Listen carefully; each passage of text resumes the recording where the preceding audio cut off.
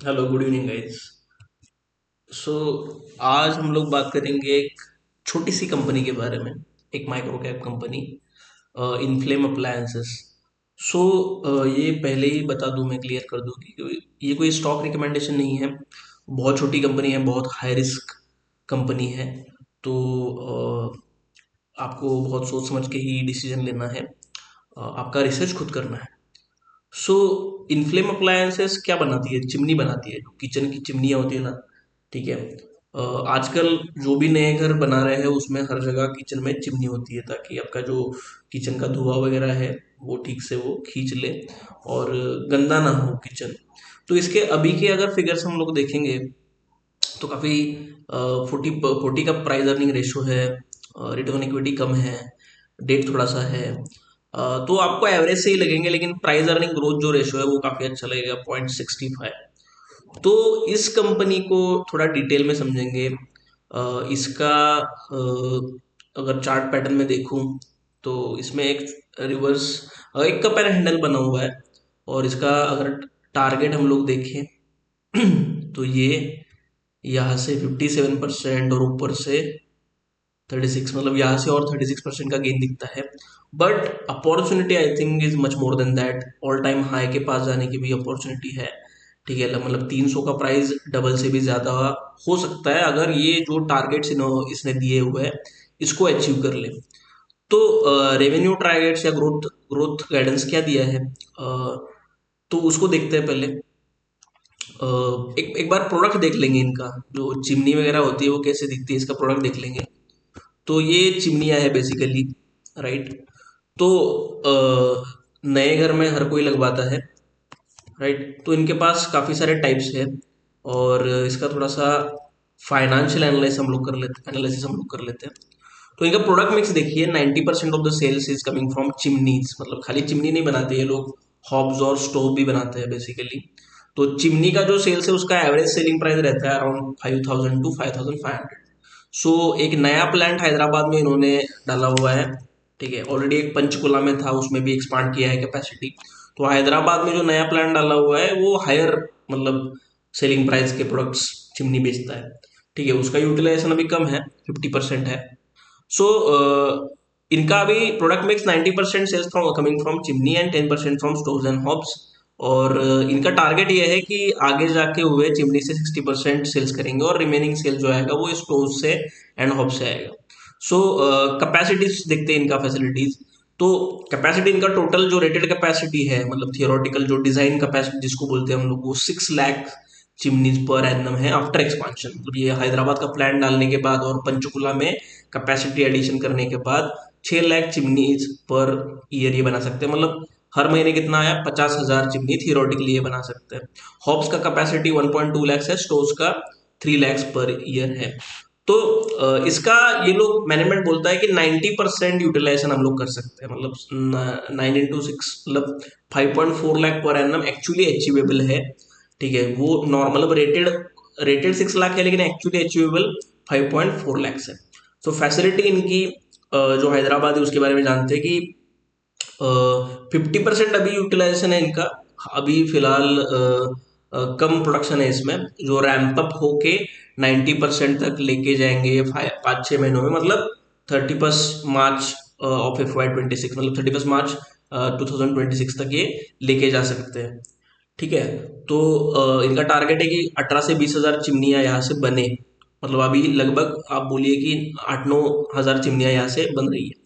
पंचकुला जो फैसिलिटी है वो मल्टी स्टोरी फैसिलिटी है, 50,000 स्क्वायर फीट का इनका प्लांट है। एग्जिस्टिंग फैसिलिटी यहाँ पे थी, उन्होंने यहाँ पे थोड़ा सा कैपेसिटी एक्सपांशन भी किया। अभी टोटल कैपेसिटी जो है वो 35 से 40,000 पर मंथ की है। उसके बाद ये जो ओल्ड प्लांट है पंचकुला का, ये 90% यूटिलाइजेशन ऑलरेडी दे रहा है। नया हैदराबाद का जैसे मैंने बताया कि 50% की यूटिलाइजेशन पे है। सो एग्जिस्टिंग इनका जो रन रेट है, मतलब एग्जिस्टिंग प्रोडक्शन है चिमनी में, वो 30,000 पर मंथ का है। इनकी डिमांड ज़्यादा है उससे। डिमांड इनकी लगभग सितंबर में 40,000 चिमनी भी गई थी। ठीक है, तो डिमांड ज़्यादा है, प्रोडक्शन कंस्ट्रेंट है, और प्रोडक्शन इन्होंने बढ़ाया है, इसलिए आगे जाके प्रोडक्शन जैसे बढ़ेगा वो एब्जॉर्ब होगा मार्केट में। इनका टारगेट क्या है, ग्रोथ गाइडेंस इन्होंने जो दिया था वो FY 26 एंड 27 के लिए 40 से 50% का ग्रोथ गाइडेंस है। तो इनके थोड़े आंकड़े देख लेंगे। रेवेन्यू देखिए इनका, ये मिलियन में फिगर है सारे। सो रेवेन्यू इनका 107 करोड़ था लगभग, FY 25 में एक्चुअल था। EBITDA मार्जिन जो था 12% था, और इनका पैट जो था 3 करोड़ का पैट है ये। ठीक है, 31 मिलियन मतलब 3 करोड़। FY 26 में जो पहला जो हाफ हो चुका, उन्होंने बढ़िया परफॉर्मेंस दिखाया। तो लगभग इनका जो ये आया, इनका 80 करोड़ का लगभग सेल्स आया, 76-80 करोड़ का। और उसमें पैट भी 3.5 करोड़ का पैट आया। ठीक है। और जो रिमेनिंग हाफ बचा है FY 26 का, उसमें भी 90 करोड़ की एक्सपेक्टेशन है। ठीक है, तो वो 90 और अर्लियर 76 ऐसे मिला के इनका लगभग 165 चला जाता है। पूरे साल का एस्टिमेट 165 करोड़ इन FY 26। और EBIT मार्जिन जो है वो भी थोड़ा सा बढ़ेगा, 13 करोड़ का होगा, 13.6% का होगा। और पैट जो है आपका लगभग 10 करोड़ बन जाएगा, क्योंकि ऑलरेडी 3.5 करोड़ बना है, और 5-6 करोड़ बन जाएगा सेकेंड हाफ में। ठीक है, ऑफ FY 26। आगे चलते हुए जो गाइडेंस दिया है कि 40 to 50%, तो इन्होंने फिर भी 40% का एस्टिमेट लगा के रखा है। तो 230 करोड़ का FY 27 में सेल्स आ सकता है। EBITDA मार्जिन भी बढ़ेगा। EBITDA मतलब क्या, earning before interest tax depreciation and amortisation, मतलब डिप्रिसिएशन और इंटरेस्ट एंड टैक्स के पहले जो आता है, मतलब आपका ऑपरेटिंग एक्सपेंडिचर पूरा माइनस करने के बाद, raw material cost, factory cost minus करने के बाद जो भी बचता है, ठीक है, सेलिंग एक्सपेंडिचर से पहले या फिर एडमिनिस्ट्रेटिव कॉस्ट से पहले, उसको EBITDA बोलते हैं। ठीक है, मतलब ऑपरेटिंग प्रॉफिट बोलते हैं उसको। तो वो मार्जिन बढ़ेगा, क्यों? क्योंकि इनका मैन पावर थोड़ा सा मतलब फिक्स कॉस्ट है, तो उसका जरूरत ज्यादा नहीं पड़ेगा। इनका स्केल बढ़ेगा, ज्यादा प्रोडक्शन करेंगे, क्योंकि हैदराबाद फैसिलिटी अभी 50% पे ही है, तो इसलिए भी इनको वो बेनिफिट मिलेगा। तो ऑपरेटिंग लिवरेज भी इनको मिलेगा, राइट। तो इसलिए आप देख रहे हैं कि इवन दो 100 करोड़ के लिए खाली 3 करोड़ का प्रॉफिट है, लेकिन अगला जो 100 करोड़ जो है, 130 करोड़, उसके लिए प्रॉफिट इनका लगभग 15 करोड़ का आ रहा है एक्स्ट्रा, 14 करोड़ का आ रहा है एक्स्ट्रा। तो इसको ऑपरेटिंग लिवरेज होना बोलते हैं, राइट। ये भी बढ़िया है, क्योंकि इवन दो सेल्स में मोमेंटम 40% का है, FY 26 से लेके FY 27 में 40% का ग्रोथ है। लेकिन पैट में ग्रोथ जो एस्टिमेटेड है वो लगभग 70-80% का ग्रोथ है। ठीक है। और FY 27 के बाद क्या होगा? FY 27 के बाद भी ये लोग क्या करेंगे, मैनेजमेंट ने बोला है कि 15% का 3-4 साल तक हम लोग ग्रोथ करते रहेंगे, ऐसा अभी लगता है। ठीक है। तो FY 27 का अभी तो पीई हमने कितना देखा था, 40 का पीई देखा था। FY 27 का अगर पीई में निकालू, जो कि 1 ईयर फॉरवर्ड पीई हो जाता है, जो कि नॉर्मल है, तो वो कितना बनेगा आपका, 300 करोड़ का लगभग बेसिकली आपका जो मार्केट कैपिटलाइजेशन आपका अभी का है। ठीक है, अभी का मार्केट कैपिटलाइजेशन अगर हम लोग देख लेंगे इसका, तो अच्छा 230 करोड़ का मार्केट कैप है। तो इसको थोड़ा ठीक करते हैं भाई, 230 करोड़ का मार्केट कैप। और प्रॉफिट आफ्टर टैक्स कितना आएगा इनका FY 27 में? 17 करोड़ का आएगा, जो कि ऊपर है, राइट। तो 230 करोड़ का मार्केट कैप और 17 करोड़ का प्रॉफिट, मतलब आपका 1 ईयर फॉरवर्ड पी कितना बनता है, 230 डिवाइडेड बाय 17, क्योंकि प्राइस जो है आपका कंपनी का 230 करोड़ डिवाइड बाय अर्निंग, मतलब पैट पूरे साल का 17 करोड़, जो कि ऊपर एस्टिमेट किया है। तो खाली 14 का पी आता है, और 14 का पी FY 27 में आएगा, और वहां उसके बाद भी 15% का ग्रोथ करेंगी। मतलब ये प्राइस अर्निंग ग्रोथ अगर 1 ईयर फॉरवर्ड भी निकालू मैं, तो 1 से कम आता है, राइट। राइट। तो 15% का ग्रोथ करेंगे, और प्राइस अर्निंग कितना आएगा, 14। तो 14 डिवाइड बाई 15 1 से कम आएगा, राइट। तो ये तो मैनेजमेंट के गाइडेंस के हिसाब से है। और मैनेजमेंट ने जो गाइड किया था, जैसे कि यहाँ पे मैं आपको ले चलूँ और पहले हाफ का परफॉर्मेंस दिखा दूँ, तो यहाँ देखिए कि 49 का 53 हुआ September 24 में, March 25 में सेम रहा, क्योंकि कुछ कुछ प्रॉब्लम था, इन्वेंटरी बिल्डअप हो गया था। प्रॉफिट फिर भी बढ़ा, 1 से 2 करोड़ हुआ। और March 25 से आप ग्रोथ देखिए सितंबर हाफ में, 53 से 76, और इसका प्रॉफिट डबल ही हो गया। तो मैनेजमेंट जो गाइड कर रहा है वो अचीव भी कर रहा है, ठीक है। और अभी ज्यादा कॉन्फिडेंट नजर आ रहा है मैनेजमेंट को, ऑन कॉल अगर पढ़ेंगे तो। और कुछ इंपॉर्टेंट चीजें हमको समझनी पड़ेगी, जैसे कि ये कंपनी मतलब क्यों थोड़ा सा ऐसा लगता है कि टेलविंड इसमें आ सकता है। एक तो इंपोर्ट सब्सटीट्यूशन है, क्योंकि बहुत सारी जो चिमनियां आजकल घर में लगती है वो चाइना से आती है बन के, और जो आत्मनिर्भर भारत का गोल है, मेक इन इंडिया का गोल है, उसमें ये मैन्युफैक्चरिंग आएगा जिसमें ये फिट बैठता है। और ऊपर से एक इम्पॉर्टेंट चीज कि जीएसटी कट जो हुए रिसेंटली, उसका डायरेक्ट बेनिफिशियरी है जीएसटी में। इसका जो चिमनी के ऊपर जीएसटी था 28% का, वो कम होकर 18%, मतलब 10% रिडक्शन ऑलरेडी हो चुका है। ठीक है। और ऊपर से कंज्यूमर ड्यूरेबल है, मतलब ऐसा नहीं है कि डेली डेली जो डिमांड आपकी कोलगेट या फिर एफएमसीजी कंपनियां जो बाकी है, उनमें डिमांड बढ़ने का कोई कारण नहीं लगता ना, इवन तो जीएसटी कट हुआ है, क्योंकि उतना ही तो वो यूज करेगा डेली सोप और टूथपेस्ट वगैरह वगैरह। लेकिन ये जो चीजें हैं जो पहले कोई पर्सन ले नहीं पा रहा था, अभी थोड़ा सस्ता होने के कारण उसकी लेने की टेंडेंसी बढ़ जाएगी। इलास्टिसिटी ऑफ डिमांड इन चीजों में ज्यादा रहती है, मतलब प्राइस अगर 10% घटेगा तो डिमांड उससे ज्यादा बढ़ेगी, 15-20% बढ़ेगी। समझ गए।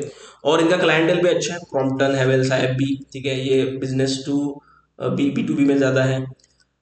थोड़ा सा ये जो चिमनी है उसके बारे में हम लोग थोड़ा पढ़ लेंगे कि चिमनी मतलब उसका बेनिफिट क्या होता है।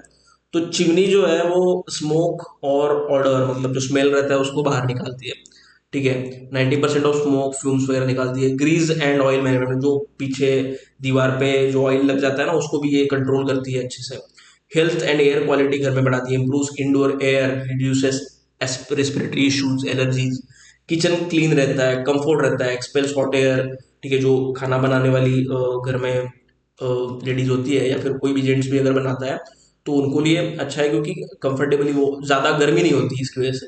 बढ़िया दिखता भी है। अच्छा, अपने घर में किसी के देखा होगा एलईडी लाइट लगता है इसके पीछे, तो काफ़ी लोग इसी के लिए लगाते हैं, एस्थेटिक के लिए। सुपीरियर है टू एग्जॉस्ट फैन जो यूज़ करते हैं वो पुराना सिस्टम हो गया। और इसका प्राइस भी देखिए ना, 5-5.5 हज़ार लगाने के लिए कोई मतलब इतना हिचकिचाएगा नहीं, लेकिन एट द सेम टाइम अगर थोड़ा सा कम प्राइस हो जाए तो डेफिनेटली खरीदेगा जरूर। तो नए नए घर जो होंगे उसमें ये लगने के चांसेस ज्यादा है। और ऊपर से और एक इंपॉर्टेंट चीज जो दिल्ली में, नॉर्थ इंडिया में एयर पोल्यूशन का इशू चल रहा है, severe outdoor air pollution in north India, specially winter smog in Delhi NCR and surrounding areas, significantly heightens the importance of kitchen chimneys for maintaining healthy indoor air quality। ठीक है। तो इसलिए अ, chimney का वहाँ भी यूज है। अभी चिमनी का अगर हम लोग मार्केट देखें कि इंडिया में सिचुएशन क्या है, तो चिमनी का ओवरऑल मार्केट जो इंडिया में नजर आता है, वो खाली चिमनी का मार्केट है 843 मिलियन से लेके 1.67 बिलियन, मतलब दो ग्रुप्स ने रिसर्च किए उसमें, मतलब लगभग 9,000 करोड़, 8,000 करोड़ से 15,000 करोड़ तक का एस्टिमेट आ रहा है। तो हम लोग मान सकते हैं कि 10,000 करोड़ का मार्केट है चिमनी का। और 10,000 करोड़ में से ना इनको कितना करना है, वंस इनको करना है बेसिकली FY 2027 में 230 करोड़। तो भाई 10,000 करोड़ में से 230 करोड़, 230 डिवाइडेड बाय 10,000, तो ये कितना हो गया, कितना परसेंट हो गया मतलब ये, तो इंटू 100, तो ये 2-3% का मार्केट शेयर गेन करने की बात, मतलब डिमांड में कोई प्रॉब्लम नहीं, डिमांड है, सप्लायर नहीं है इंडिया में। ठीक है। तो और चीज इसमें बनना है, CAGR भी इसमें 5-6-9% का है। ठीक है। और अर्बनाइजेशन और मॉड्यूलर किचन जैसे बढ़ेंगी, मॉड्यूलर किचन का नया कंसेप्ट आया है, मिडिल क्लास जैसे बढ़ेगा, न्यूक्लियर फैमिलीज बढ़ेगी, तो ये चिमनी का जो फैशन है वो बढ़ता जाएगा। जैसे फ्रिज कैसा था 20 साल पहले, फ्रिज कम रहते थे लोगों के घर में, नहीं रहते थे। बाद में हर किसी के पास अभी फ्रिज रहता है, हर किसी के पास अभी माइक्रो ओवन है, हर किसी के पास अभी एयर फ्रायर है, बढ़ने लगा है एयर फ्रायर, एसी है। तो उसी तरीके से एक इक्विपमेंट है। इंडियन कुकिंग नीड्स, मतलब इंडियन जो खाना होता है वो स्पाइसी और ज्यादा ऑयल वाला होता है, तो उसमें ज्यादा लगता है चिमनी विमनी का, क्योंकि धुआं ज्यादा होता है ना। ठीक है।